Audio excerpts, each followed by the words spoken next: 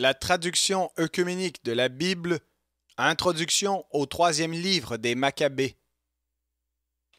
Auteur, titre et date de rédaction du livre. L'ouvrage qui nous est parvenu sous le titre de troisième livre des Maccabées, dans certains manuscrits de la Septante, fait partie du petit groupe de livres écrits directement en grec et ajoutés à ceux qui ont été traduits de l'hébreu et de l'araméen.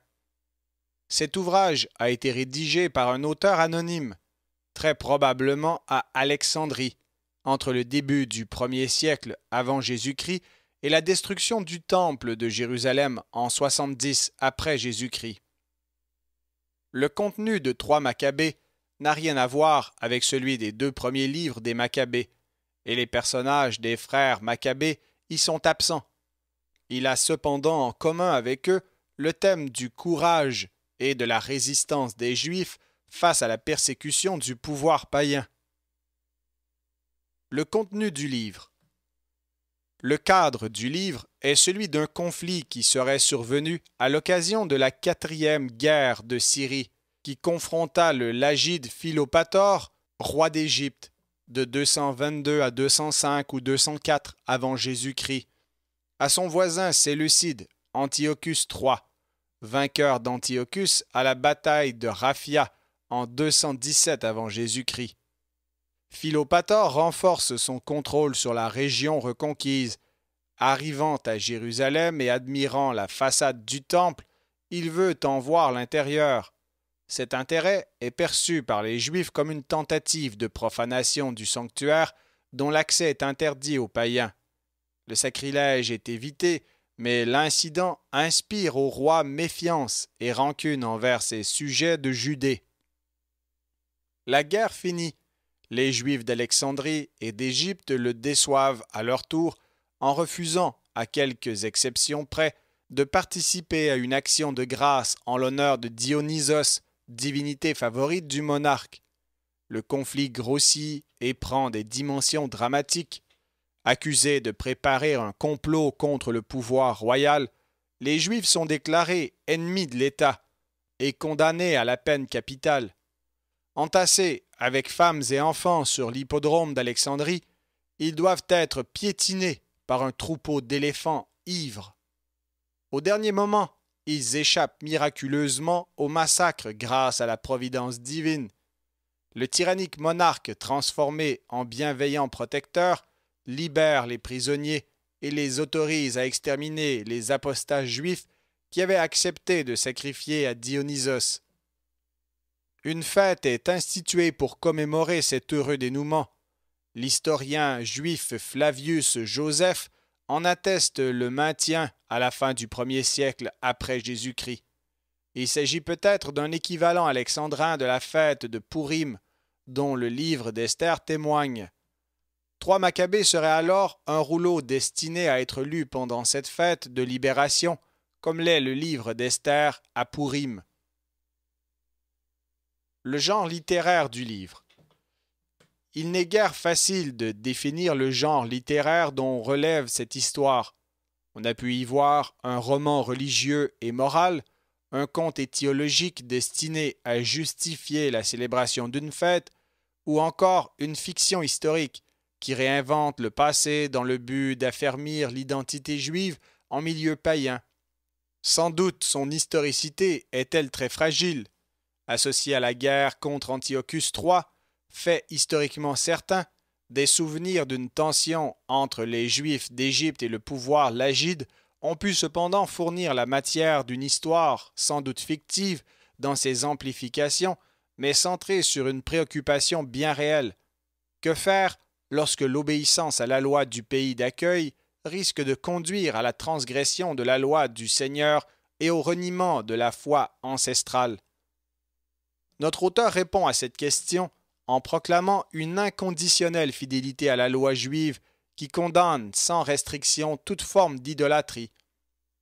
Pour doter son message d'une force de persuasion vigoureuse, il construit un scénario dont le décor est planté dans le paysage institutionnel du royaume ptolémaïque.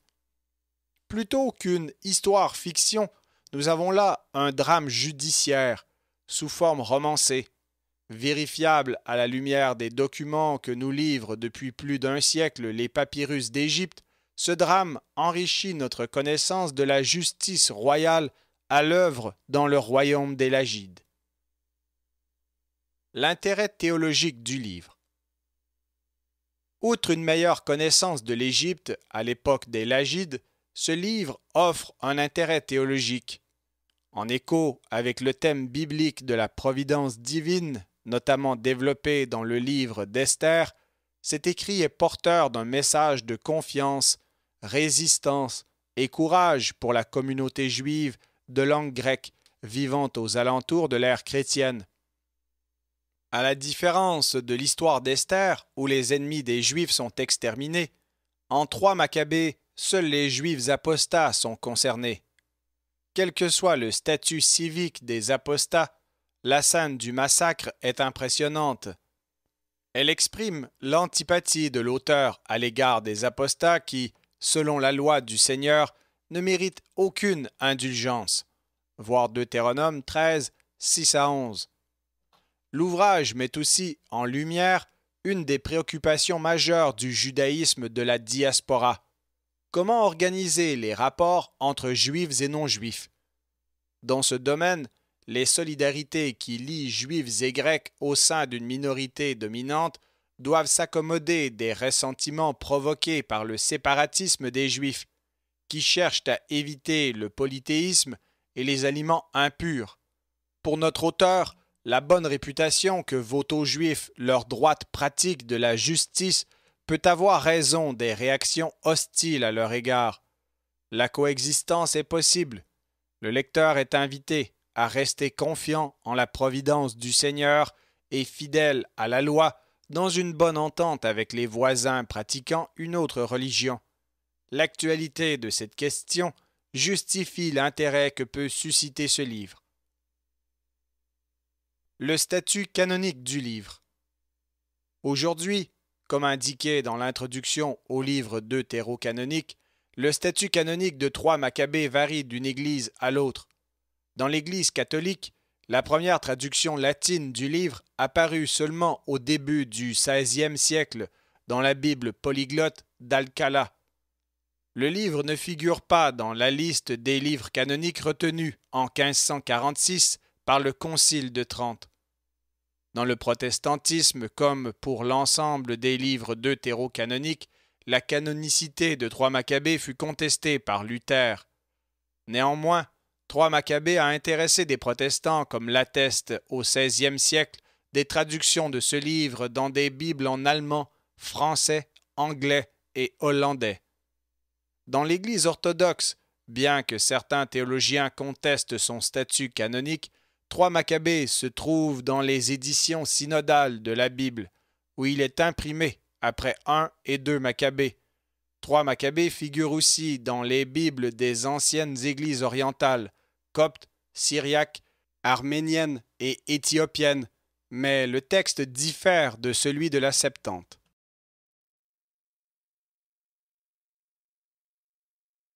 3 Maccabées, chapitre 1. La bataille de Raphia. Cependant, Philopator, ayant appris par ceux qui étaient revenus qu'Antiochus s'était emparé des territoires qui étaient soumis à sa domination, appela aux armes toutes ses troupes, fantassins et cavaliers, et, emmenant avec lui sa sœur Arsinoé, se mit en marche jusqu'à la région de Raphia, où les hommes d'Antiochus avaient installé leur campement. C'est alors qu'un dénommé Théodote, déterminé à exécuter un complot, prit avec lui les meilleurs éléments de l'armée ptolémaïque, parmi ceux qui avaient été autrefois sous ses ordres, et se rendit nuitamment à la tente de Ptolémée pour le tuer à lui seul et mettre ainsi un terme à la guerre. Mais comme Docité, fils de Drymilos, juif de naissance, mais qui par la suite avait renié les principes de sa religion en abandonnant les enseignements de la foi ancestrale, avait fait transporter Ptolémée ailleurs et coucher dans sa tente un homme insignifiant, il en résulta que celui-ci subit la punition destinée à celui-là. Un combat acharné s'engagea, et le sort semblait pencher en faveur d'Antiochus. Arsinoé se mit alors à parcourir les rangs, sa chevelure en boucles dénouée, exhortant avec sanglots et larmes les troupes à combattre vaillamment pour leur salut, celui de leurs femmes et de leurs enfants, et promettant de donner 2 mines d'or à chacun des vainqueurs. Il arriva ainsi que les adversaires furent anéantis dans un combat corps à corps, et de nombreux prisonniers furent capturés. Ayant déjoué le complot tramé contre lui, Ptolémée résolut de visiter les villes les plus proches et de les encourager. Ce faisant, et distribuant des dons au temple, il inspira confiance à ses sujets. Philopator tente de pénétrer dans le temple. Les Juifs, ayant envoyé une délégation du conseil et des anciens pour le saluer, lui remettre des présents d'hospitalité et le féliciter de ce qui venait de se passer, cela le rendit encore plus empressé de venir le plus rapidement chez eux. Arrivé à Jérusalem, il sacrifia au Dieu suprême, lui rendit grâce et accomplit les rites qui convenaient au lieu. Parvenu en ce lieu, il fut frappé par sa splendeur et sa majesté. Rempli d'admiration pour la perfection du sanctuaire, il se dit qu'il aimerait bien pénétrer plus avant dans le temple. Alors qu'on lui disait que cela n'aurait pas été convenable, vu qu'aucun membre de la nation n'a le droit d'y entrer, ni même tous les prêtres, excepté le seul grand prêtre, leur chef à tous, et cela seulement 1 fois par an. Il ne fut nullement convaincu. On lui lut le texte de la loi, mais il ne cessa de prétendre qu'il devait entrer en disant « Même si les autres sont privés de cet honneur, cela ne m'oblige en rien. » Et il demandait qu'on lui expliquât pour quelle raison, quand il avait voulu entrer dans tous les autres temples, nul parmi les présents ne l'en avait empêché. Là-dessus, quelqu'un lui rétorqua promptement qu'il avait tort de s'en vanter comme d'une chose extraordinaire. Mais si cela est arrivé, quelle qu'en soit la raison, répliqua le roi, pourquoi ne pas entrer de toute façon, qu'il le veuille ou non? Les prêtres et le peuple empêchent la profanation du temple. Les prêtres se jetèrent à terre, revêtus de tous leurs ornements, et imploraient le Dieu suprême de leur venir en aide dans ces troublantes circonstances, et de détourner l'assaut entrepris par ce méchant agresseur en remplissant le temple de cris et de larmes. Ceux qui étaient restés en ville se ruèrent dehors, prenant ce qui était en train de se produire pour quelque chose de jamais vu. Les jeunes filles d'ordinaire confinées dans leurs chambres les quittèrent précipitamment avec leur mère. Répandant sur les cheveux de la poussière, elles remplissaient les places de sanglots et de lamentations. D'autres, à peine conduites dans les chambres nuptiales et préparées pour la rencontre d'un époux, les abandonnaient en oubliant la pudeur qui convient à leurs conditions et s'élançaient dans une course désordonnée à travers la ville. Même les enfants nouveau-nés, leurs mères et les nourrices qui en avaient la charge les abandonnaient çà et là, les uns dans les maisons, les autres dans les rues, elles-mêmes se dirigeant en masse, sans jeter un regard derrière elles, vers le temple qui surplombe toute la ville.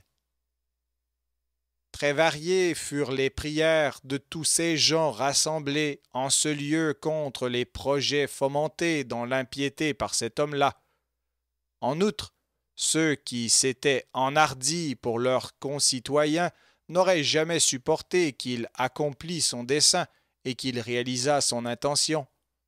Ils proclamaient à haute voix leur désir de prendre les armes et de mourir avec courage pour leur loi ancestrale, créant une grande agitation dans ce lieu saint.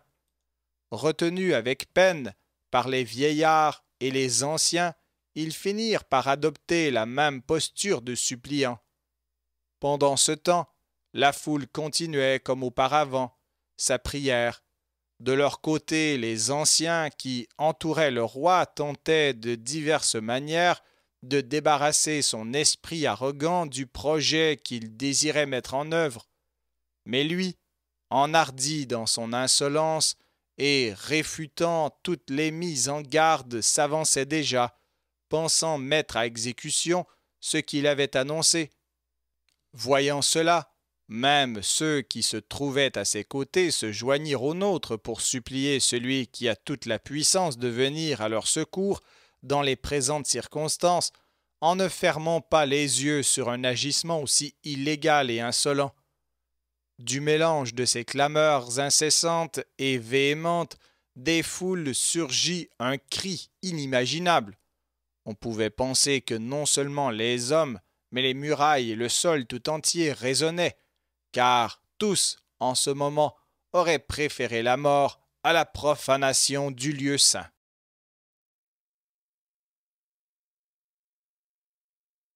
3 Maccabées, chapitre 2. Prière du grand prêtre Simon. Alors le grand prêtre Simon, agenouillé devant le temple, les mains étendues, prononça avec déférence la prière que voici. Seigneur, Seigneur, Roi des cieux et Maître de toute la création, Saint parmi les saints, Monarque unique, souverain, prête-nous attention, nous qui sommes affligés par un homme impie et impur, enflé par son insolence et sa force, car tu as créé toutes choses et gouvernes tout. Tu es un souverain juste qui juge ceux qui agissent avec orgueil et arrogance, ceux qui jadis avaient commis l'injustice, et parmi eux furent les géants, confiant dans leur force et leur insolence. Tu les as anéantis en les submergeant de flots incommensurables. Les gens de Sodome, bouffis d'orgueil et devenus célèbres à cause de leur méchanceté, tu les as consumés par le feu et le soufre, les donnant en exemple à la postérité, mettant à l'épreuve par de nombreux et divers châtiments l'insolent Pharaon qui avait asservi ton peuple, le saint peuple d'Israël. Toi, tu as manifesté ta puissance et as fait connaître ainsi ton grand pouvoir. Et quand il s'est lancé à sa poursuite, avec ses chars et ses hommes en grand nombre, tu l'as submergé dans les profondeurs de la mer, tandis que tu convoyais sains et saufs ceux qui avaient placé leur confiance en toi qui exerce le pouvoir sur toute la création. Et ceux-ci, embrassant d'un regard les œuvres de ta main, te louèrent, toi le souverain. Toi, ô roi, quand tu as créé la terre immense, incommensurable, tu as choisi cette cité et tu as consacré ce lieu à ton nom, à toi, qui n'as besoin de rien, et tu l'as glorifié par une majestueuse apparition, en l'établissant comme un monument à la gloire de ton nom, grand et vénéré. Et parce que tu aimes la maison d'Israël, tu as promis, s'il nous arrivait de nous éloigner de toi, et si, envahis par la détresse, nous venions dans ce lieu pour t'implorer d'exaucer notre prière. Et certainement tu es fidèle et véridique. Or, puisque, quand nos pères étaient affligés, tu es venu plusieurs fois à leur secours dans l'humiliation, et que tu les as sauvés de grands malheurs, vois donc à présent, ô Saint Roi, comme nous souffrons pour nos nombreuses et grandes fautes. Nous sommes soumis à nos ennemis et sombrons dans l'impuissance. Dans notre déchéance, cet homme arrogant et impur cherche par tous les moyens à violer ce saint lieu dédié sur terre au nom de ta gloire. Certes, ta demeure, le ciel du ciel, n'est pas accessible aux hommes, mais puisque consentant que ta gloire habita au milieu de ton peuple Israël, tu as sanctifié ce lieu. Ne nous condamne pas par l'impureté de ces hommes, et ne nous corrige pas par cette profanation, pour que les transgresseurs de la loi en colère ne se vantent ni n'exultent dans l'arrogance de leur langue, en disant « Nous avons foulé aux pieds la maison de sainteté comme on foule aux pieds les maisons des idoles. Efface nos fautes, disperse nos errements et manifeste ta pitié en cette heure. Que tes miséricordes viennent vite nous saisir. Place ta louange dans la bouche de ceux qui ont l'âme abattue dans la contrition, en nous donnant la paix. » Le châtiment de Philopator. Alors le Dieu qui voit tout, Père primordial, saint parmi les saints, exaucant la légitime supplication, frappa cet homme qui se grandissait tellement dans sa démesure et son insolence, en le secouant dans tous les sens comme un roseau agité par le vent, jusqu'à ce qu'il gît par terre, inerte et paralysé dans ses membres, incapable même d'émettre un son, foudroyé par une juste sentence. Là-dessus, les amis et les gardes du corps, voyant un si dur châtiment subi par le roi et craignant qu'il n'y laissât la vie, s'empressèrent de l'entraîner dehors, saisis d'une extrême frayeur. Reprenant peu après ses esprits, il ne se repentit nullement, malgré la punition qu'il avait reçue, mais s'en alla en proférant d'âpres menaces. Philopator décrète des mesures hostiles aux Juifs. Revenu en Égypte, il multiplia les signes de sa méchanceté. Aussi à cause de ses compagnons de beuverie déjà mentionnés et de ses camarades éloignés de toute notion de justice, non satisfait de ses innombrables excès, il poussa l'insolence jusqu'à susciter à travers les régions du pays des propos calomnieux, et beaucoup de ses amis, attentifs au projet du roi, suivirent eux aussi sa volonté. Il résolut d'infliger publiquement un blâme à notre nation.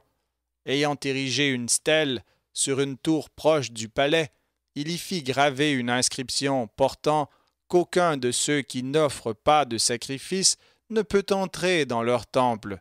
Tous les Juifs sont contraints au recensement et à la condition d'assujettissement. Ceux qui s'y opposeraient seront soumis à l'emploi de la force et mis à mort. Ceux qui auront été recensés seront marqués au feu sur leur corps d'une feuille de lierre, l'emblème de Dionysos, et seront rangés dans le statut restreint au préalable.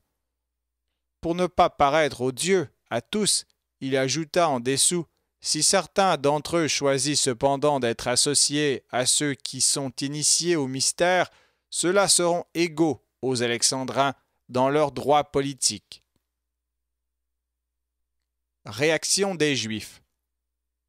Sans doute, quelques-uns n'éprouvant qu'une répugnance superficielle à payer le prix d'adhésion à la religion de la cité, se livrèrent-ils sans hésiter, espérant tirer quelque glorieux avantage de leur future intimité avec le roi.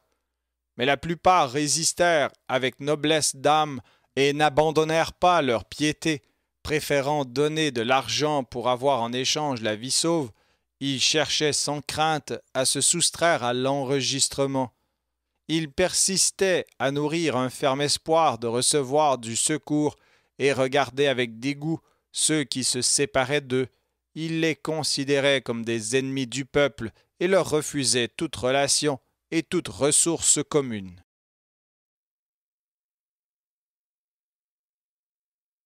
Trois Maccabées, chapitre 3. Réaction des païens.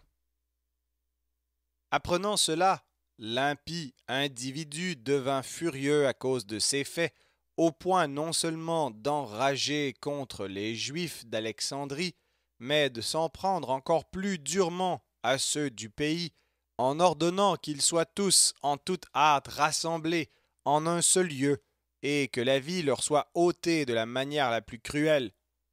Pendant que cela se mettait en place, un bruit hostile contre notre peuple fut répandu par des hommes qui se concertèrent pour lui nuire.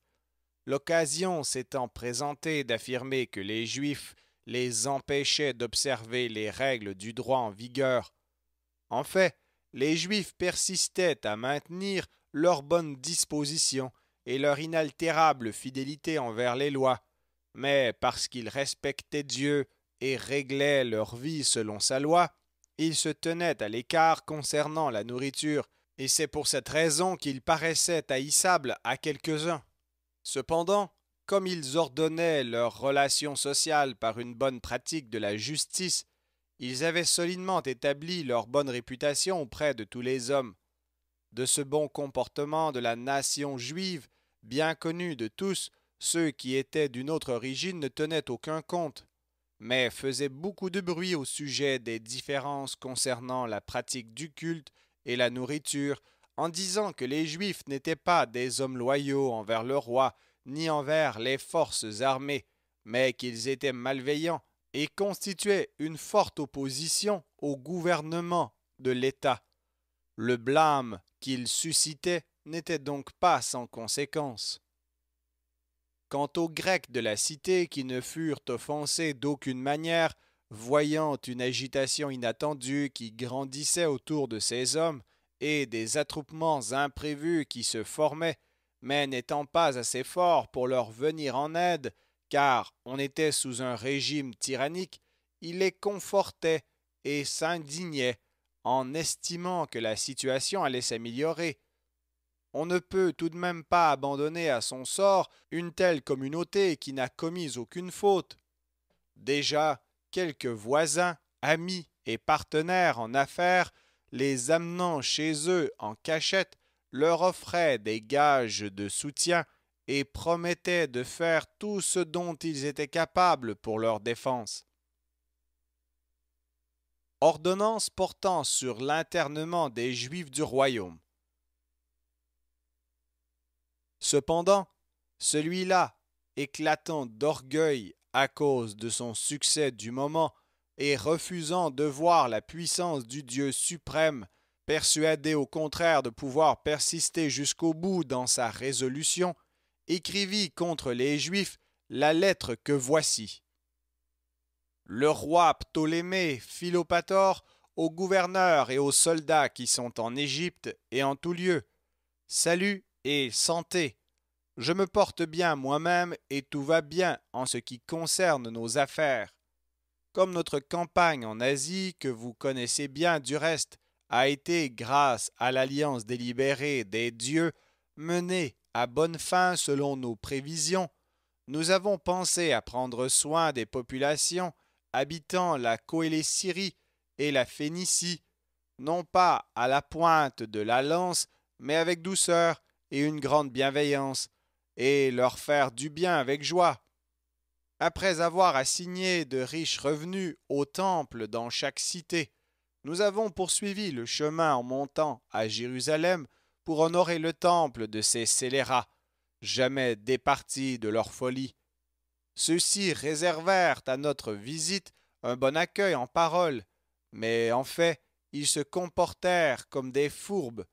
Alors que nous désirions vivement entrer à l'intérieur de leur temple et l'honorer d'élégantes et superbes offrandes, ils nous en refusèrent l'accès, portés par leurs aberrations surannées, mais notre puissance les a épargnés grâce à la bienveillance que nous avons envers tous les hommes. En étalant au grand jour leur animosité à notre égard, les seuls absolument de tous les peuples à dresser la tête devant les rois et leurs bienfaiteurs, ils ne veulent rien accepter de légitime. Nous nous sommes cependant accommodés de leur folie, et revenant victorieusement en Égypte et montrant à tous les peuples notre bienveillance, nous avons agi comme il se devait, notamment envers leurs congénères, en faisant connaître à tous le pardon de l'offense qui nous avait été faite, compte tenu de leur dévouement comme alliés pendant la guerre et des innombrables tâches qui leur avaient été depuis fort longtemps confiées avec franchise. Prenant le risque d'un bouleversement, nous les avons jugés dignes de recevoir la citoyenneté alexandrine et de participer aux charges sacerdotales permanentes.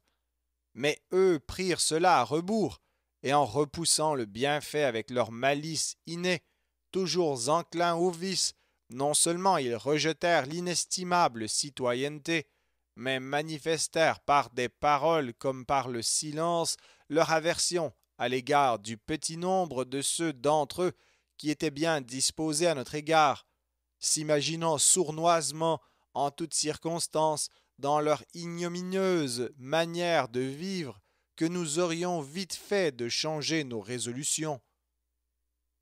C'est pourquoi, fermement convaincus même par des preuves que ces hommes sont à tous égards mal disposés envers nous, et craignant qu'en cas de trouble soudain qui pourrait un jour survenir contre nous, nous n'ayons sur le dos ces impies comme traîtres et ennemis barbares, nous avons ordonné que dès que cette lettre vous sera parvenue, vous devrez aussitôt envoyer vers nous, avec femmes et enfants, usant de la violence et de la contrainte, ceux d'entre eux qui résident parmi vous, bien enfermés de toutes parts dans des chaînes de fer, afin qu'ils subissent la peine de la mort inexorable et ignominieuse qui convient aux ennemis malveillants.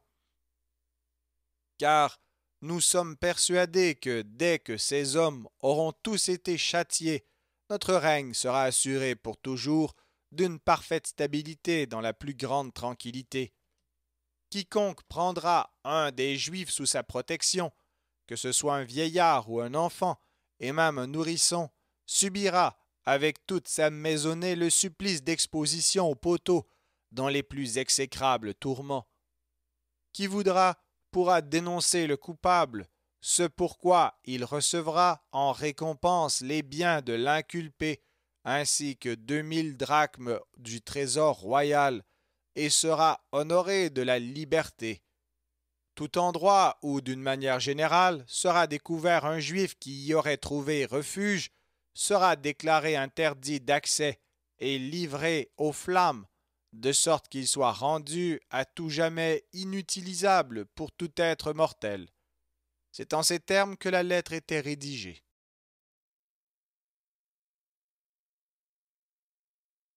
3 Maccabées, chapitre 4. Rafale et déportation. Partout où parvint cette ordonnance, un festin fut organisé, aux frais publics pour les païens, avec des cris de joie et dans l'allégresse, car l'hostilité qui depuis longtemps avait durci leur cœur pouvait en ce moment s'exprimer en toute liberté. Pour les Juifs, au contraire, c'était une affliction incessante et des cris d'épouvantables lamentations, pleines de larmes, le cœur consumé de gémissements. Ils déploraient partout le fléau inattendu, soudainement décrété contre eux. Quel nom, quelle cité, et, en général, quel endroit habité, ou quelle rue n'était pas remplie de lamentations et de plaintes sur leur sort.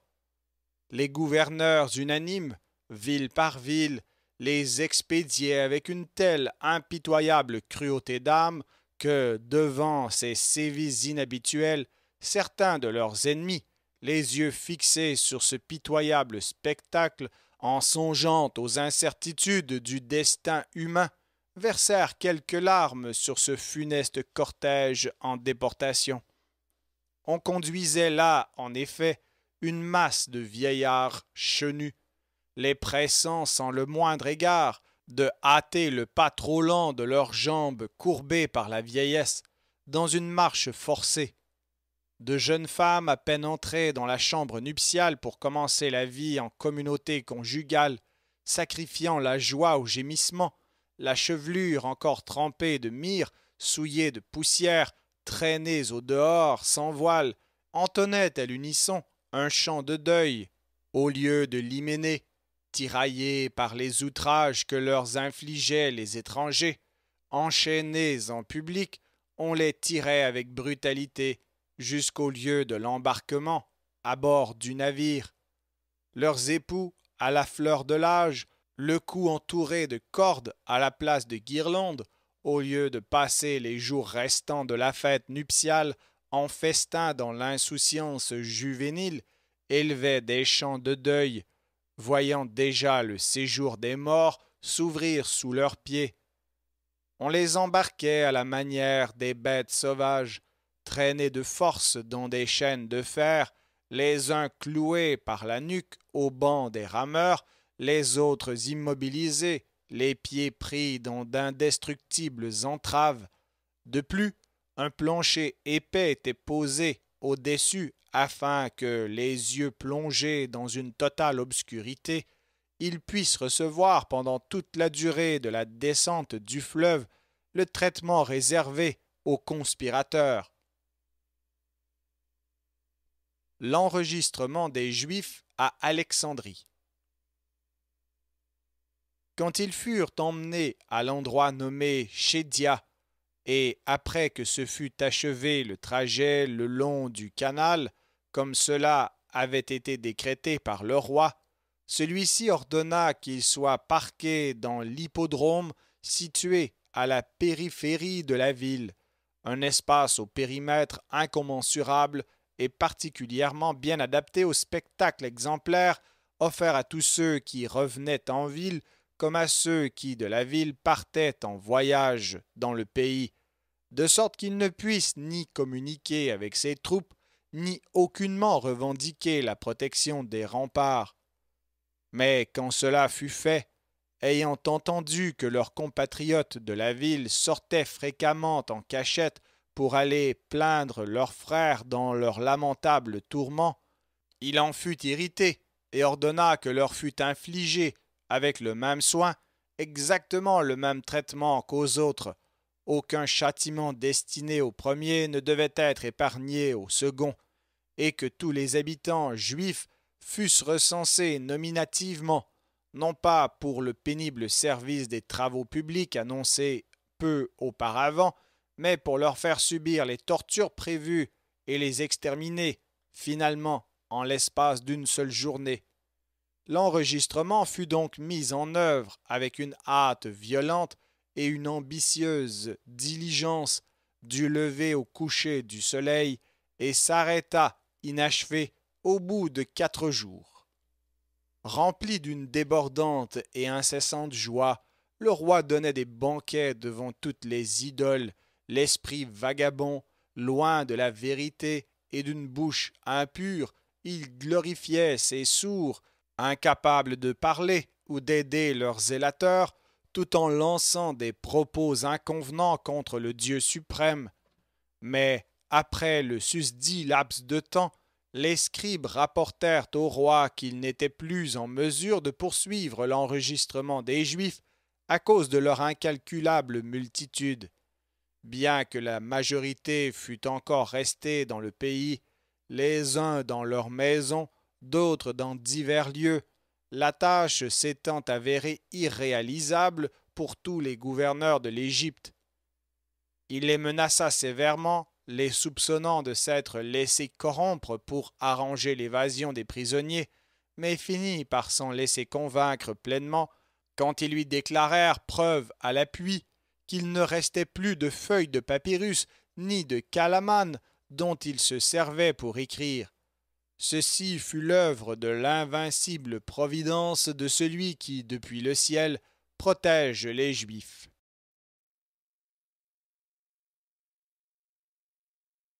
3 Maccabées, chapitre 5.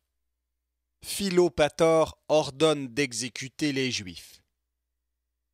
Alors, ayant convoqué Hermon, qui avait la charge des éléphants, débordant de violente colère et de rage, toujours inflexible, il ordonna que le jour suivant, tous les éléphants, au nombre de 500, soient enivrés par de généreuses fournées d'encens et une abondante quantité de vin pur, et que, rendus furieux par ce breuvage administré avec profusion, ils soient amenés pour faire subir aux Juifs le sort qui leur revenait.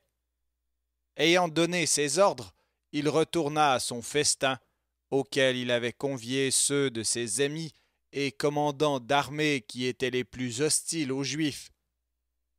Hermon, l'intendant des éléphants, se mit immédiatement à exécuter la consigne. Les agents qui en avaient la charge, sortant dans la soirée, lièrent les mains de ces malheureux et prirent encore d'autres précautions pour assurer leur surveillance pendant la nuit. Persuadés que toute cette gens allait d'un seul coup à sa perte finale. Mais les Juifs, qui paraissaient aux païens privés de toute aide tant ils étaient garrottés dans les chaînes de toutes parts, implorèrent tous, à grands cris et versant des larmes, le Seigneur souverain et maître de toute puissance, leur Dieu miséricordieux et Père, en l'implorant de déjouer le projet impie formé contre eux et de les sauver par quelque grandiose manifestation du sort qu'on leur préparait. Leurs supplications montaient ardemment au ciel. Le roi endormi laisse passer l'heure fatale. Cependant, Hermon, ayant abreuvé les impitoyables éléphants jusqu'à ce qu'ils soient remplis d'une abondante provision de vin et rassasiés d'encens, se présenta de bon matin au palais pour en rendre compte au roi.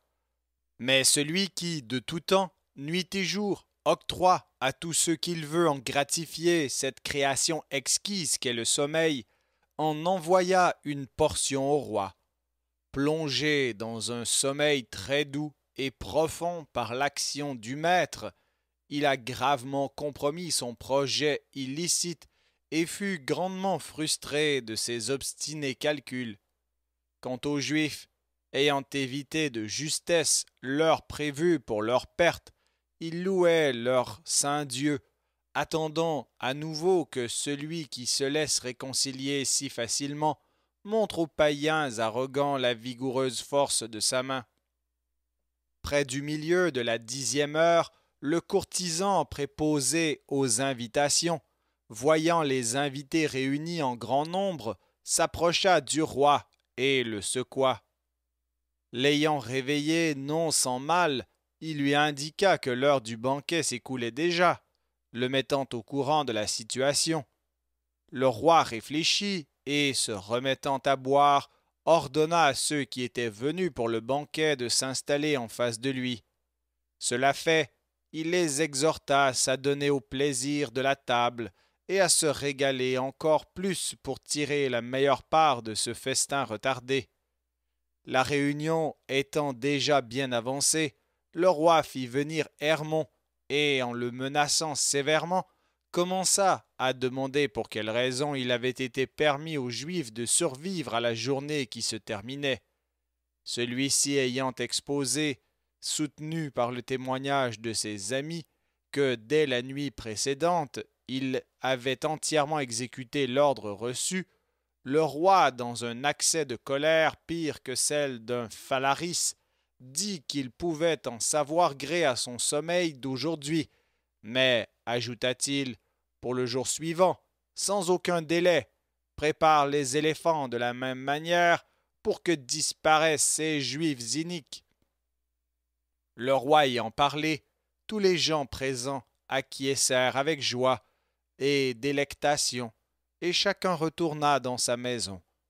Toutefois, ils employèrent le temps de la nuit non pas tant au sommeil qu'à imaginer toutes sortes d'injures contre ceux qu'ils croyaient misérablement perdus. Le roi oublie les ordures qu'il a données. Dès le chant du coq au petit matin, Hermon, ayant armé les bêtes, les poussa dans la grande colonnade. À travers la ville, des foules s'assemblèrent pour assister à ce déplorable spectacle, attendant le matin avec impatience. Et les Juifs, l'heure étant venue, poussant leur dernier soupir dans une supplication abondamment arrosée de larmes et avec de déchirantes lamentations, levaient les mains vers le ciel et imploraient le Dieu suprême de venir encore une fois, de toute urgence, à leur secours. Les rayons du soleil ne s'étaient pas encore déployés que le roi recevait déjà ses amis. Hermon se présenta et proposa de sortir, annonçant que le dessein du roi était sur le point de se réaliser. Mais, entendant cela, le roi, stupéfait à l'idée d'une sortie aussi insolite et dominé par une totale incompréhension, demandait quelle était donc l'affaire pour laquelle on avait, avec tant de zèle, accompli tout cela pour lui. C'était l'action de Dieu, le maître de toutes choses, qui dans l'esprit du roi avait placé l'oubli de tout ce que celui-ci avait manigancé auparavant. Hermon et tous les amis expliquaient: les bêtes et les troupes ont été préparées au roi, selon ton souhait pressant. À ces paroles, pris d'une violente colère, car son esprit avait été entièrement obscurci sur ces questions par la providence divine, le roi fixa sur lui un regard menaçant et dit: tes parents ou rejetons, tous autant qu'ils sont, auraient offert un généreux repas aux bêtes sauvages à la place des Juifs, irréprochables, et qui m'ont donné à moi et à mes ancêtres des preuves irréfutables de leur entière et constante fidélité. En fait, n'était l'affection de l'éducation en commun et les services rendus, c'est à toi, non pas à eux, qu'on devrait ôter la vie. Ainsi, Hermon reçut-il une menace aussi inattendue que dangereuse. Son regard et son visage s'assombrirent. En s'éclipsant tristement les uns après les autres, les amis laissèrent se disperser l'assemblée pour vaquer chacun à ses occupations. Et les Juifs, en entendant ce qui s'était passé chez le roi, louèrent le Dieu révélé, le Seigneur, roi des rois, ayant ainsi obtenu son aide. Le roi renouvelle ses ordres et fait venir les éléphants. Cependant le roi, ayant arrangé selon les mêmes règles toute la réception, appelait ses hôtes à revenir au joyeux festin. Et après avoir mandé Hermon, il dit sur un ton menaçant: combien de fois, misérable, dois-je te donner des ordres sur la même chose? Arme tes éléphants, dès à présent pour demain, pour exterminer les Juifs. Mais les parents du roi, couchés à la même table, étonnés de l'inconstance de ses projets, lui firent remarquer: Ô roi, jusqu'à quand vas-tu nous éprouver comme des sots, en ordonnant déjà pour la troisième fois de les exterminer, et quand les choses se précisent, en révoquant tes décisions pour changer? À cause de cela, la ville est dans le trouble à force d'attendre. Elle se remplit déjà d'attroupements séditieux, et le pillage menace à tout instant. Alors le roi, un vrai Phalaris, à tous égards, sous l'emprise totale de la déraison, ne tenant aucun compte des changements qui s'étaient produits dans son esprit en faveur des Juifs, proféra fermement, dans un serment absolument irrévocable, qu'il les expédierait sans plus de délai dans le séjour des morts, écrasés sous les genoux et les pieds des bêtes, et qu'il enverrait ensuite une armée en Judée pour la raser au sol en toute hâte par le feu et par la lance, et qu'il détruirait aussitôt par le feu leur temple dont l'accès nous fut interdit, en le rendant pour toujours vide de fidèles qui y viennent offrir des sacrifices. Là-dessus, les parents et les amis du roi, pleins de joie, se dispersèrent pour disposer en toute confiance des troupes à des endroits les plus appropriés de la ville, afin d'assurer la surveillance. L'intendant des éléphants avait mis les bêtes, pour ainsi dire, dans un état proche de la folie, furieuse par des potions odorantes de vin et d'encens, les ayant parées d'effroyables instruments. Vers l'aube, la ville étant déjà entièrement remplie de foules innombrables, se déversant vers l'hippodrome, il entra au palais pour presser le roi au sujet de son projet. Celui-ci, laissant son esprit impie se remplir d'une rage farouche, se lança avec véhémence en route suivant les bêtes, désireux de contempler, le cœur insensible et de ses propres yeux, la pénible et lamentable défaite de ceux dont on vient de parler.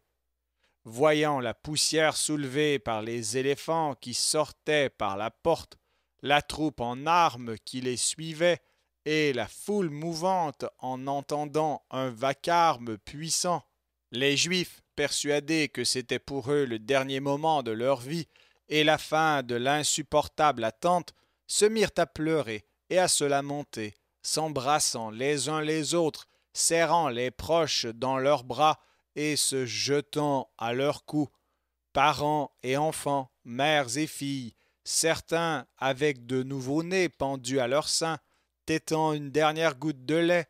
Cependant, en se souvenant des secours que le ciel leur avait déjà prêtés dans le passé, ils se jetèrent à terre à plat ventre tous ensemble, les bébés séparés du sein maternel, et d'une voix très forte poussèrent un cri, suppliant le Maître de toute puissance de leur manifester sa pitié alors qu'ils se trouvaient déjà devant les portes du séjour des morts.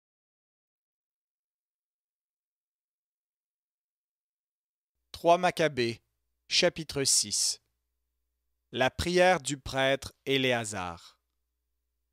C'est alors qu'un certain Éléazar, homme qui se distinguait parmi les prêtres dans le pays, déjà avancé en âge et orné de toutes les vertus de la vie, en enjoignant aux anciens qui l'entouraient de cesser d'invoquer le Saint Dieu, commença à prier ainsi. Ô roi de grand pouvoir, Dieu très haut et souverain, qui gouverne toute la création avec miséricorde, porte ton regard sur la semence d'Abraham, ô Père, sur les enfants de Jacob, ton saint, sur le peuple de ta sainte part d'héritage, étranger en terre étrangère, et qui doit périr injustement. Le Pharaon, bien équipé en chars de combat, jadis souverain de cette même Égypte, se dressant dans son impie audace et avec une langue arrogante, tu l'as fait mourir englouti avec sa superbe armée dans la mer, et tu as fait apparaître un feu miséricordieux pour le peuple d'Israël. Quand Sennachérib, féroce roi des Assyriens, enorgueilli par ses innombrables armées, ayant déjà soumis par sa lance toute la terre en sa possession, s'est dressé contre ta ville sainte, proférant des paroles lourdes d'orgueil et d'insolence. Toi, Seigneur, tu l'as brisé, montrant ainsi à de nombreuses nations ta puissance manifeste. Quand les rois, compagnons à Babylone, offraient volontairement leur vie au feu, refusant de rendre un culte à des objets creux, tu les as sauvés intacts jusqu'au dernier de leurs cheveux, en éteignant par ta rosée la fournée embrasée et en tournant la flamme contre tous leurs ennemis. Par les calomnies des envieux, Daniel fut jeté au lion, plus bas que terre, en pâture aux bêtes féroces. Mais tu l'as ramené indemne à la lumière du jour. En apercevant Jonas, qui dépérissait dans le ventre du monstre marin, enfanté par l'abîme, tu l'as rendu sain et sauf à tous les siens, ô Père. Et à présent, toi qui hais l'insolence, infiniment miséricordieux, protecteur universel, révèle-toi vite aux descendants du lignage d'Israël, outragés par d'abominables païens sans loi. Et si notre vie à l'étranger a été polluée par l'impiété, arrache-nous des mains de nos ennemis, Maître, et détruis-nous par un destin que tu auras choisi pour nous. Que les sots à l'esprit vain ne puissent pas glorifier leurs idoles pour la ruine de tes bien-aimés en disant « Même leur Dieu ne les a pas sauvés ». Mais toi, ô Éternel, qui possèdes toute la force et toute la puissance, regarde-nous maintenant. Aie pitié de nous, alors qu'on nous fait quitter la vie comme aux conspirateurs, par l'insensée fureur de ces gens sans loi. Frappe d'épouvante les païens par ta force invincible, aujourd'hui même. Ô vénéré, toi qui as le pouvoir sur le salut de la postérité de Jacob, toute une multitude de petits enfants et leurs parents t'implorent en larmes. Que soit démontré à toutes les nations que tu es avec nous, Seigneur, et que tu n'as pas détourné de nous ta face, mais comme tu l'as dit, et même quand ils étaient dans le pays de leurs ennemis, je ne les ai pas dédaignés. Ainsi, accomplis ta parole, Seigneur. Le salut. Au moment même où Éléazar terminait sa prière, le roi arriva sur l'hippodrome avec les bêtes et toute l'insolence de sa puissance. Voyant cela, les Juifs poussèrent de grands cris vers le ciel, si bien que les vallées environnantes en retentirent, semant parmi toute l'armée une irrésistible frayeur. Alors Dieu, le souverain, très glorieux et vrai, montrant sa sainte face, ouvrit les portes du ciel, et il en descendit deux anges resplendissants de gloire et d'une allure terrifiante, visibles pour tous, sauf pour les Juifs. Alors ils affrontèrent la puissance de leurs adversaires, les remplirent de confusion et de terreur, et les clouèrent sur place comme enchaînés. Le corps du roi fut saisi de frissons, et l'oubli emporta sa sinistre audace. Les bêtes se tournèrent contre les soldats en armes qui les suivaient, et commencèrent à les piétiner et les anéantir. La fureur du roi se mua en pitié et en larmes à cause de toutes ces manigances antérieures. De fait, lorsqu'il entendit les cris et qu'il vit ses victimes prosternées dans l'attente de l'extermination, il se mit à pleurer et, très en colère, menaça ses amis en disant: Le discours du roi. Vous usurpez l'autorité royale et vous avez surpassé les tyrans en cruauté. Et moi, qui suis votre bienfaiteur, vous cherchez à me priver du pouvoir et même à me couper le souffle de la vie par vos sournoises machinations contraires aux intérêts du royaume. Qui a donc arraché un par un à leur demeure ceux qui gardent fidèlement les forteresses de notre pays et les a rassemblés ici sans raison valable? Qui a exposé à des tourments de manière illégitime ceux qui, depuis toujours, se sont distingués parmi tous les peuples, en toutes circonstances, par leur dévouement à notre égard, et ont affronté plusieurs fois les pires périls que les hommes peuvent rencontrer? Déliez-les, dénouez ces chaînes iniques, renvoyez-les chez eux en paix, après avoir imploré leur pardon pour les outrages qu'ils ont subis. Délivrez les enfants du Dieu vivant et souverain, qui est au ciel, et qui, depuis le temps de nos ancêtres à ce jour, accorde à notre État une stabilité sans entrave en toute gloire. Il parla donc ainsi. Les Juifs libérés sur le champ louèrent Dieu, leur saint sauveur, ayant échappé à la mort de justesse. La fête. Après cela, le roi, de retour en ville, ayant convoqué le fonctionnaire responsable des revenus, ordonna de fournir aux Juifs du vin et tout le reste nécessaire pour un festin de 7 jours, ayant jugé qu'ils devaient en toute joie célébrer leur délivrance à l'endroit même où ils avaient pensé être voués à la destruction. Alors, ceux qui naguère étaient humiliés et se trouvaient près du séjour des morts, ou plutôt qui entraient déjà à la place de l'amer misérable destin, arrangèrent un festin de délivrance. L'espace préparé pour leur déchéance et leur tombe, ils le répartirent, remplis de joie, parmi les groupes de convives. Arrêtant le douloureux chant de deuil, ils entonnèrent un cantique ancestral, louant le Dieu sauveur et auteur de miracles. Cessant toute plainte et lamentation, ils formèrent des chœurs en signe de joie paisible.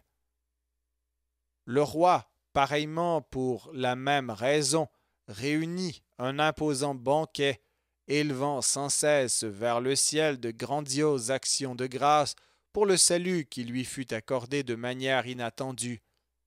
Quant à ceux qui les avaient enregistrés avec jubilation et qui jusque-là croyaient que les Juifs étaient voués à la mort et allaient être dévorés par des oiseaux rapaces, ils gémissaient, couverts de honte, leur insolence qui naguère jetait feu et flamme étant ignominieusement éteinte. En revanche, Les Juifs, comme nous l'avons dit, ayant formé le chœur mentionné ci-dessus, passaient leur temps à festoyer, rendant joyeusement grâce à Dieu et chantant en musique. Et au sujet de ces événements, ils décrétèrent une règle commune pour toute la durée de leur séjour en terre étrangère et pour les générations à venir, en décidant de célébrer ces jours comme une fête, non pas pour la boisson et la gourmandise, mais en raison de la délivrance que Dieu leur avait accordée. Ils s'adressèrent ensuite au roi, sollicitant le congé pour retourner chez eux. On les avait enregistrés du 25 Pachon au 4 Épiphi. Pendant 40 jours, leur destruction devait se dérouler du 5 Épiphi au 7, 3 jours, durant lesquels le Maître de tout ce qui existe manifestant très glorieusement sa miséricorde, les a sauvés intacts tous ensemble. Ils ont festoyé, pourvus en tout par le roi, jusqu'au 14, jour où ils ont fait la demande pour leur congé. Et le roi, ayant consenti à leur requête, écrivit pour eux au gouverneur, ville par ville, la lettre reproduite ci-dessous, exprimant avec magnanimité sa préoccupation.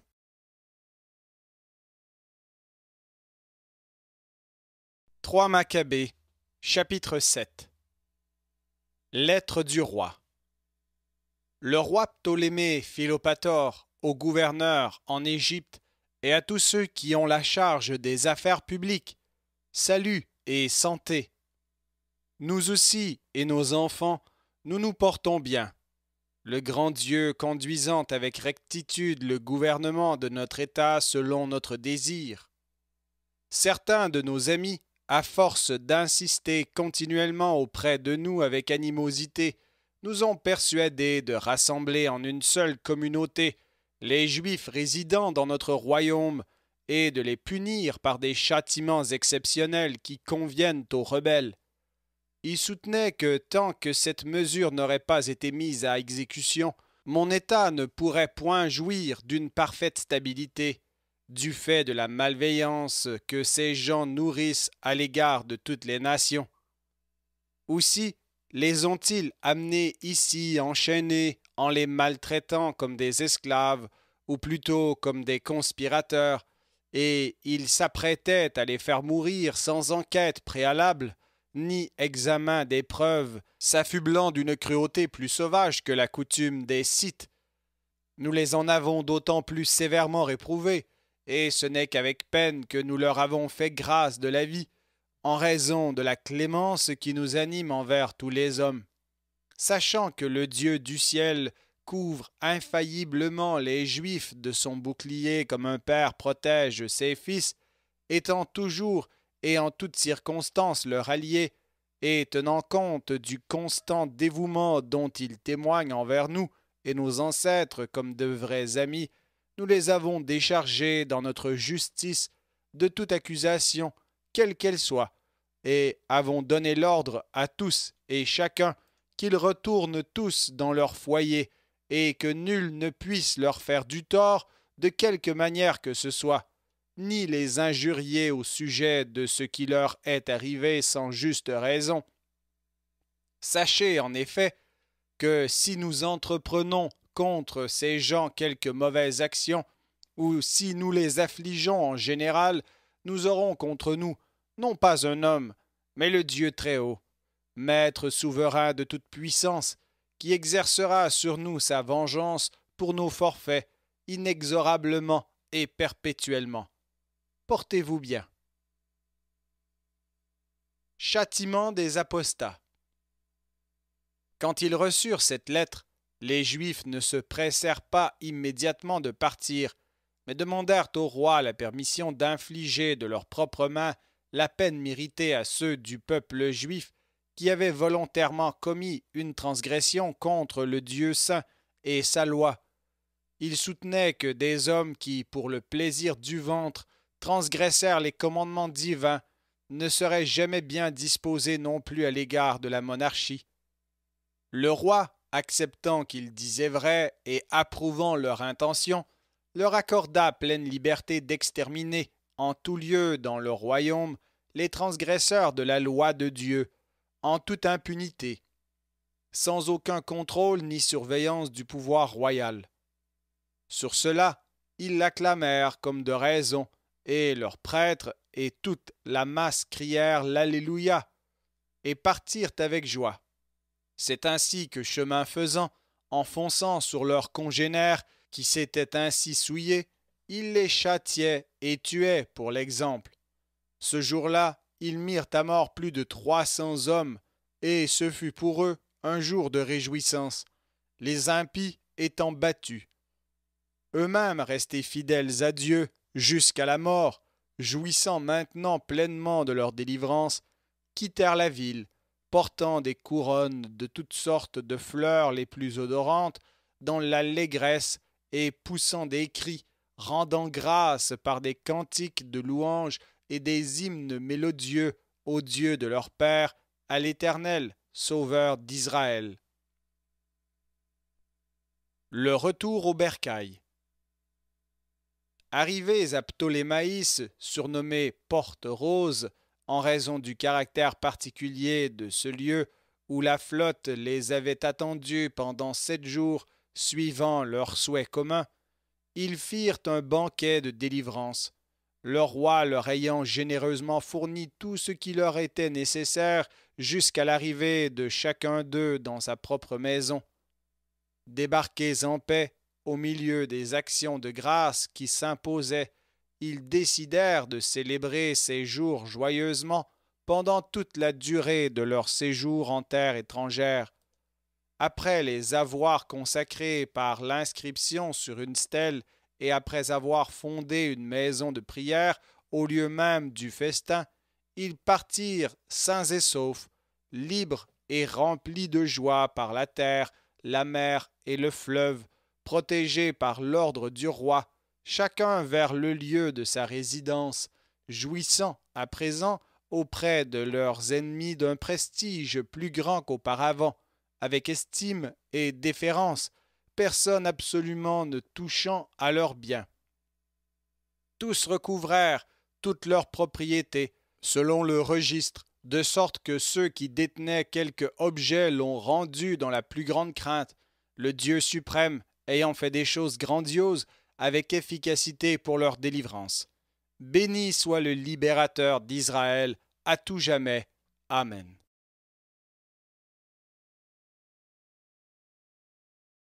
Merci d'avoir écouté cet enregistrement. N'hésitez pas à le partager. Il vous est également possible de télécharger gratuitement la version MP3 sur le site Un héros dans le net.